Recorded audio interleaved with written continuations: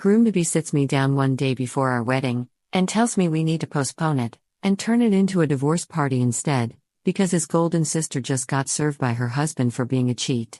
Now he's calling me a red flag, because I told him there's no need to postpone, and both the siblings can celebrate being single together.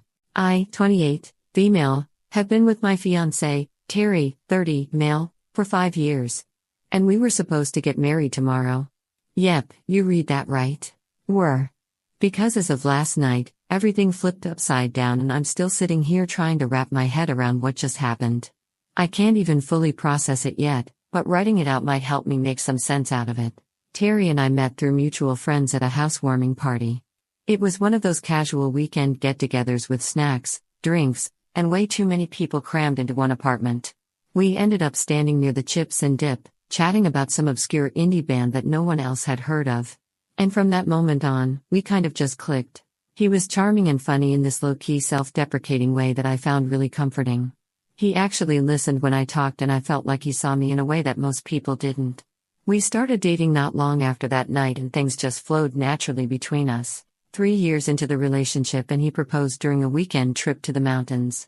We were staying in this little Airbnb cabin drinking wine by the fire and I thought he was just being sweet and sentimental. Then he pulled out the ring and I burst into tears before I even said yes. It felt right. It felt meant to be. Since then, we've spent the last year and a half planning our wedding. I'm talking venue booked, photographer hired, dress altered, cake flavors tasted, all of it. We had 120 guests flying in from all over. Caterers confirmed, flowers arranged, hotel blocks reserved, everything. Tomorrow was supposed to be the happiest day of our lives, but instead I'm sitting here with a half-packed bag, no wedding, and a fiancé who's suddenly a complete stranger to me. Terry's always been really close to his family, especially his older sister, Olivia, 44, female. She's kind of the golden child, successful lawyer, big house, married to Richard, 46, male, who's a surgeon. They've got 2 kids, a picture-perfect life, and Terry absolutely idolizes her. He looks up to her in this way that's honestly been a little intense at times. Whenever he made big decisions, he'd want her opinion. When we got engaged, her reaction seemed to matter more to him than anyone else's, including his own parents. At first, I didn't mind. Olivia was warm and friendly and even helped us with the early stages of wedding planning. She gave us vendor recommendations, helped scout venues, and seemed genuinely happy for us. But about 3 months ago, something shifted. Olivia started pulling away. She'd bail on plans last minute, barely made eye contact at family dinners, was glued to her phone 24/7. At first, I assumed she was just stressed with work or maybe going through something personal. Terry noticed, too, but he didn't seem too concerned. He just chalked it up to work being crazy for her. I didn't press it. Life happens, right? Then yesterday, literally one day before our wedding, Terry came home looking like he'd seen a ghost. I thought maybe someone had died. He sat me down and told me that Olivia had just been served divorce papers that morning.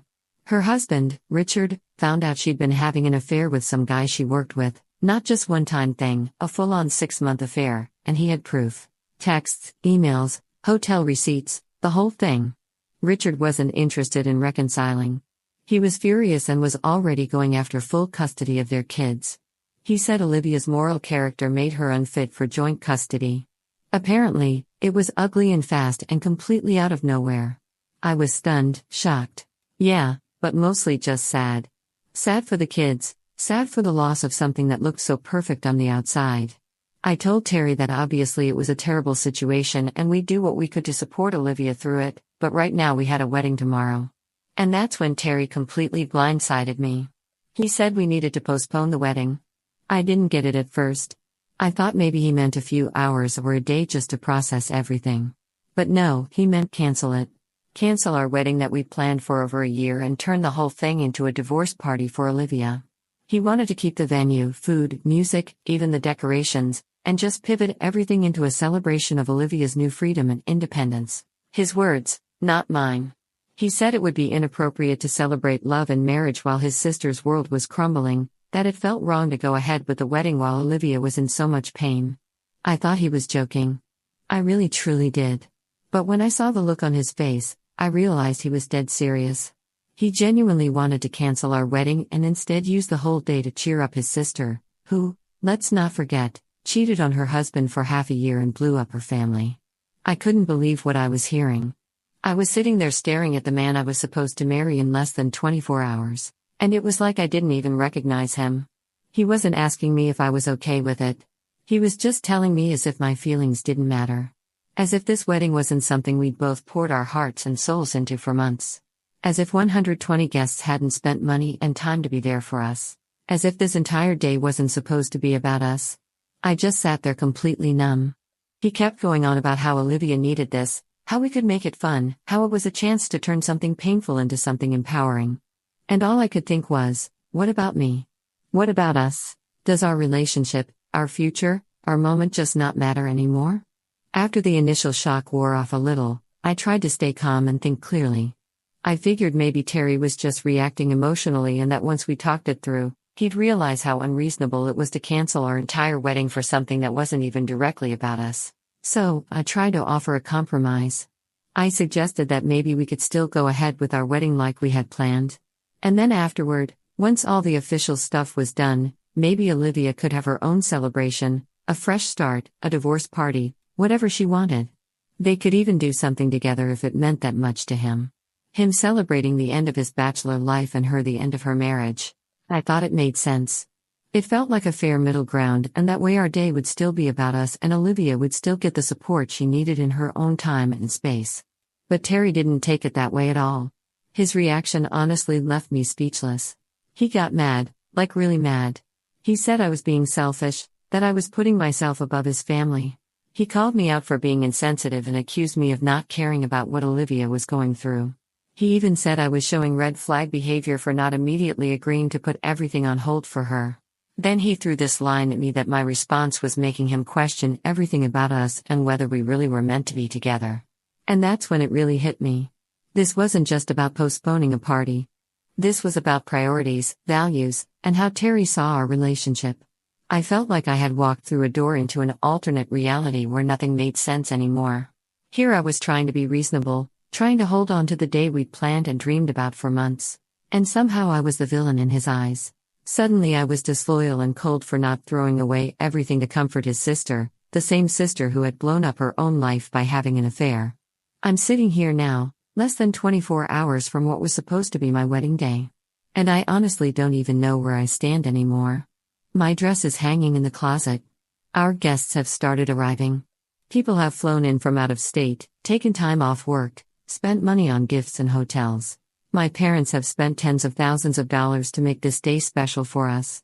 And most of all, I've spent the last year and a half picturing this moment, walking down the aisle, exchanging vows, starting our life together. I still love Terry. Or at least I thought I did. But I'm starting to realize I might not really know him as well as I believed I did because the person I've been dealing with the past 24 hours isn't someone I recognize. I keep asking myself, is this who he truly is when things get hard? Someone who puts his sister's personal drama above our relationship? Someone who doesn't even consider how this impacts me? Someone who flips the script and blames me for not sacrificing everything? I don't think I'm being unreasonable. I'm not saying Olivia has to pretend like everything's fine. She doesn't even have to come to the wedding if she's not up for it. I totally understand that. But canceling everything at the very last minute just to throw her a party, that feels extreme. Like really extreme. And I can't help but wonder if I'm missing something. Is there some deeper family dynamic here that I don't understand? Is this some kind of codependent relationship between them that I never fully saw? I'm completely lost. I feel like I'm trapped in this surreal situation where I'm being made to feel guilty for wanting my own wedding day. I'm not trying to be cold or heartless. I just want to celebrate something good in the middle of all this chaos. And right now, I don't know what to do. I don't know if I should stay, leave, call off the wedding for good, or wait and see if he comes to his senses. Everything feels broken. I don't even know where to start picking up the pieces. If anyone has any advice, insight, anything, I'm all ears because nothing makes sense anymore. Update 1. Hi guys, this is a quick update. First, I want to thank everyone for the overwhelming support and advice. The past few hours have been a whirlwind, and I'm still processing everything that's happened. After posting here, I took some time to think and decided to stand my ground. I called Terry and told him that while I sympathize with Olivia's situation, I wasn't willing to postpone our wedding or turn it into a divorce party. I explained that our wedding is about our commitment to each other and that canceling at the last minute would not only be financially devastating, but would disappoint all our guests who had made arrangements to be there. Terry didn't take it well.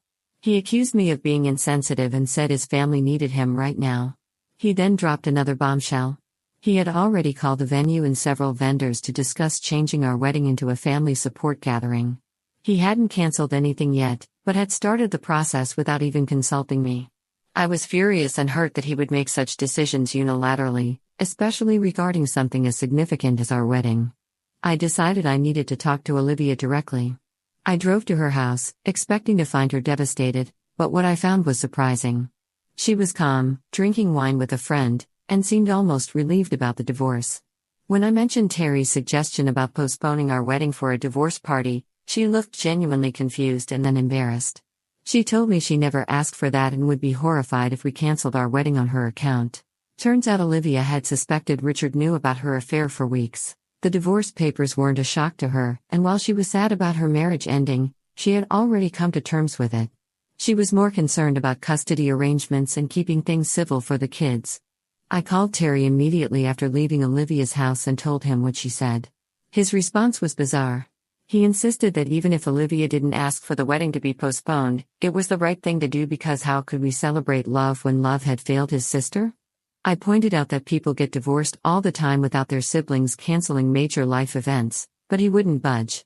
After talking with my parents and maid of honor, I made a difficult decision. I told Terry that the wedding would proceed as planned with or without him. If he chose not to show up, I would inform our guests of the situation and turn the event into a celebration with the people who love and support me. To my surprise, he showed up at my parents' house an hour later. He was calmer, but still insisted on postponing. When he realized I wasn't backing down, he finally revealed what I think is the real issue. He's scared. Seeing his sister's marriage fall apart has triggered some serious commitment anxiety for him. He admitted that he's worried about ending up like Olivia and Richard, and postponing the wedding seemed like a way to avoid making a mistake. We talked for hours. I tried to reassure him that we're not Olivia and Richard, that every relationship is different and that we've built a strong foundation. He seemed to be listening, but by the end of our conversation, he still asked for time to think. He left, and I haven't heard from him since last night. I've decided to go ahead with the wedding preparations while waiting for his final decision. My dress is ready, the venue is set, and our guests are arriving. Whether this ends with a wedding or not, I'm going to face tomorrow with dignity. I'll update again when I know more. Right now, I'm just trying to stay strong and remind myself that I deserve someone who is as committed to our relationship as I am. Update 2. I just want to start by saying thank you again to everyone who reached out after my first post. I honestly didn't expect it to get so much attention, and I definitely didn't expect the amount of support, kindness, and insight that came pouring in. It made me feel a little less alone during what was probably the most surreal and emotionally draining week of my life. So, the wedding day, it didn't happen, or at least not in the way we had all imagined for the past year and a half. The morning of the big day, I got a text from Terry. Just a text. He said he couldn't go through with it. Not because of Olivia anymore, but because he needed more time to think about our future together. No real explanation beyond that. No phone call, no face-to-face conversation, just a message a few hours before guests were supposed to start arriving, before makeup artists and photographers were due, and before the dress and flowers and music and vows. I stared at my phone for what felt like forever. I wasn't even angry at that point. I think I was too emotionally spent to feel anything but numb. It almost felt like I'd been expecting it, like some part of me had already accepted that this might not happen, especially after the chaos of the previous couple of days. But I had to make a decision fast. We had 120 guests in town, many of whom had traveled from different states, some even from overseas. Everything was paid for, the venue, the food, the flowers, the music, it was all set up, waiting. And while I was sitting there in my robe staring at a phone that felt heavier than it should have, my phone kept lighting up with messages from guests, people saying they couldn't wait to see us, people asking about parking, people wishing us luck. It was like the world didn't realize it had already cracked open for me. So, I did what I could. I talked to my parents and my bridal party. And after a few tears and some hugs, I decided I wasn't going to let everything go to waste. We turned the day into something else. Not a wedding, but a celebration of love and friendship. I sent out a mass text explaining very briefly that the wedding wasn't happening as planned, but that everyone was still welcome to come enjoy the food, dance, and be part of a celebration. I didn't go into details. I wanted to spare Terry any public shaming.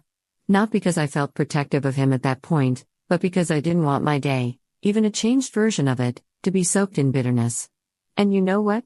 So many people still showed up, friends, family, even a few of Terry's relatives who were just as stunned and disappointed as I was. The venue staff were absolute angels. They rearranged the setup quickly, took down the ceremony arch, and adjusted the decor to feel less formal and more festive. They made it feel like a classy party instead of a broken wedding. My maid of honor gave the most beautiful, tear-inducing speech about love, resilience, and knowing your worth. My dad, who had been looking forward to our father-daughter dance since the day I got engaged, still danced with me. And honestly, there wasn't a dry eye in the room. People clapped and cheered and cried and hugged me like I was the bride and the survivor, which I guess in some way I was. And then came one of the weirdest surprises of the night. Olivia showed up. I hadn't expected her to come at all, especially after how everything went down. But she came and she apologized to me privately, really sincerely, for the role her situation played in Terry's mental spiral. I told her it wasn't her fault because at the end of the day, it was Terry who made the decisions he made. Still, she shared something that helped me understand a little more. Apparently, when Olivia and Terry were kids, their parents had gone through a messy divorce. Terry was only 10, but he'd taken it upon himself to protect Olivia, who was older, but emotionally vulnerable. She told me he used to give up things he wanted just to make her feel okay, skipping outings, giving up gifts, constantly checking in on her. And apparently that dynamic never really changed. Even as adults, anytime she had a crisis, big or small, Terry would drop everything for her. She said she tried over the years to pull back and set boundaries, but Terry resisted every time. Almost like his identity was wrapped up in being her protector. She was kind about it, not making excuses, just explaining the dynamic, and it honestly made a lot of things click into place for me.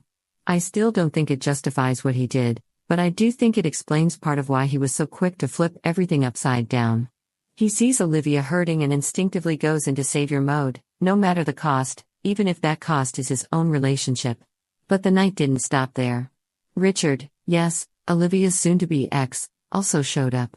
That one was a complete shock. He hadn't been invited, but a mutual friend had told him what happened. I braced myself for drama, but he wasn't there to stir anything up. He pulled me aside and genuinely apologized that their divorce played a part in ruining my wedding. He seemed like a good guy who was just trying to deal with his own pain in a mature way. He and Olivia ended up talking in a quiet corner for almost an hour, and from what I could tell, it was calm, even warm at times. It gave me some hope that maybe their divorce wouldn't be the messy, soul-crushing battle everyone feared. As for Terry, he started blowing up my phone the moment photos started surfacing online. People were posting happy moments from the event, the dancing, the speeches, the hugs. He hadn't expected me to go ahead with anything, let alone turn it into something so joyful. He sent text after text saying he made a mistake, that he panicked, that seeing everyone there without him made him realize what he was giving up. He wants to fix things now. He wants to talk about rescheduling the wedding, about making things right. But I haven't given him an answer. I don't know what to say. I still love him? Or maybe I love the version of him I thought I knew.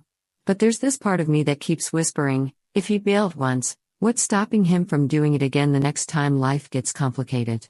Can I trust that I'll ever come first, or will I always be second to someone else's crisis? Right now, I'm staying with my parents, just taking time to think, to breathe, to figure out what I actually want outside of all the noise. Terry and I had been living together, so there's also the practical side of figuring out what happens next with our shared stuff, the apartment, all of that. I don't know what the future holds, but I know one thing. I deserve better than what happened. And even though I didn't get the wedding I planned, I still ended up surrounded by love. And for now, that's enough. I'll update again once I've had more time to sit with everything and after I've had that inevitable face-to-face talk with Terry. One way or another, I'll have to decide what happens next. Update 3. I wanted to share one last update. And again, thank you so much to everyone who's followed along, commented, messaged, or just offered kind words. I never imagined that venting about a situation I barely understood myself would reach so many people, but the support and empathy I received have been overwhelming in the best way. Yesterday, I met with Terry for the first time since the wedding that wasn't. We chose a quiet little coffee shop we used to go to all the time when we first started dating. It felt like the right kind of neutral ground, familiar, but not emotionally loaded the way our apartment or the venue might have been. I thought we were going to talk about whether we could possibly fix things between us. Instead, the conversation turned into something I never saw coming. Terry looked rough when he walked in. He'd clearly not been sleeping much, and I could tell right away that this wasn't going to be a quick or easy conversation. Before we even got into anything, he handed me a letter, handwritten in Olivia's handwriting. That alone stopped me cold. And then I read it. In the letter, Olivia admitted to something I had never even considered. She had deliberately exaggerated her emotional distress about the divorce and had directly encouraged Terry to postpone our wedding. She admitted that she'd always felt threatened by our relationship, especially by the attention Terry gave me that used to be focused solely on her. According to her, this jealousy had been simmering for a while, even before the engagement. Over the course of our relationship, she confessed that she had subtly manipulated Terry in small, consistent ways. Every time we had something important going on, a trip, a major milestone, a family event, some crisis in her life would pop up. Looking back now, it's disturbing how often we canceled or changed plans because of something going on with her. What blew my mind even more was that while her divorce from Richard was real, her dramatic reaction to it wasn't entirely genuine. She played up her grief and leaned heavily on Terry at the exact moment she knew he'd be the most emotionally vulnerable, right before the wedding. She hadn't expected him to take it as far as canceling everything and throwing a divorce party. But when he suggested it, she didn't stop him. In fact, she encouraged it, even though she knew exactly what it would mean for me. That part of the letter really got to me. It made me feel sick and sad all at once. But she said something else, too. After hearing about the event I went through with, the celebration of love and friendship, and after seeing the photos and realizing just how many people had shown up in support of me, something in her shifted. She said it was a wake-up call. Seeing the love and support I had around me and how people responded to Terry's absence forced her to see the consequences of her actions clearly for the first time. She said she realized just how much control she had tried to maintain over Terry's life, how much damage it had done, not just to him, but to me, to Richard, and to herself. Terry, sitting across from me, was emotional the whole time. He told me that after the non-wedding, he ended up having a deep conversation with Richard. Apparently, Richard had called out some of Olivia's patterns and how they'd been affecting everyone around her for years. That pushed Terry to really reflect, and eventually he confronted Olivia. And that's when she admitted everything and wrote the letter. Terry apologized over and over again. He admitted that for most of his life, he thought being a good brother meant dropping everything the moment Olivia needed something, whether it was serious or not. He said he now sees how that blurred line had affected every relationship he's ever had, including ours. He started seeing a therapist, not just to process what happened, but to actually understand these long-standing family dynamics and start working on boundaries, real ones. He said he wants another chance, but also said he understood if I couldn't trust him again. And honestly, I didn't have an answer for him right then. I still don't. Because while it explains a lot, and I do believe he's being genuine now, there's still a huge part of me that's scared. Scared that if he was able to let go of me and our wedding so quickly once, he could do it again. Scared that he won't recognize red flags early enough next time. Scared that some part of him will always prioritize other people's emotions over mine when things get messy. Later that day, I did something I didn't think I'd ever do. I met with Olivia. I needed to look her in the eye and hear her say it all out loud, and she didn't run from it. She admitted everything just like she had in the letter, and she seemed genuinely remorseful. She told me she's also started therapy and wants to figure out why she behaved the way she did. Richard was with her. He didn't say much, but he confirmed that while the divorce is still happening, and yes, the affair she had was real, they're trying to move forward in a more civil way, especially for their kids. It was weirdly humanizing, messy, painful, but honest.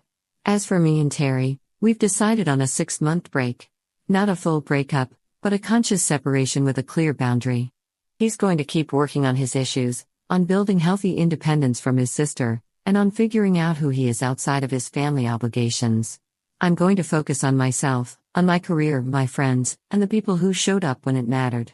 I want time to rebuild my trust in myself to know that no matter what happens with Terry, I'll be okay. We've agreed to meet again in 6 months. If by then we both feel like we've made real progress, and still want to be together, we'll talk about starting fresh. New engagement, new wedding plans, maybe even premarital counseling to help us keep everything clear and healthy moving forward. No rushing, no pressure, just clarity and honesty. I don't know what the future holds. I still have love for Terry. But I'm not letting that love cloud my judgment anymore. What I do know is that I've learned more about myself in the last few weeks than I probably did in the last few years. I've learned that I'm stronger than I ever thought and that I can pivot when everything falls apart and that I'm surrounded by people who truly care. Oh, and just to answer some of the most common questions I've been getting since the last post. Yes, I returned all of the wedding gifts. I sent thank you notes to everyone explaining the situation in a gentle, respectful way. A lot of people told me to just keep the gifts, but it didn't feel right. Returning them felt like the clean, responsible thing to do. Financially, it was definitely a hit. Some vendors were kind enough to offer partial refunds or allow us to use the deposits for future events. Others, not so much. But all things considered, it could have been worse. And I'm grateful we were able to salvage part of the cost. As for Richard, no, I don't blame him at all for sharing the truth about the affair right before the wedding. He had literally just found out and was dealing with his own shock. Our wedding wasn't on his radar, nor should it have been. The issue was never his timing. The issue was how Terry responded and how deep the family dysfunction really went. That's it for now. Maybe I'll post again in 6 months after we talk. But for now, I'm choosing peace and healing. No more chaos, no more drama. Just time to rebuild, recover, and move forward, whatever direction that ends up being. Thank you again from the bottom of my heart.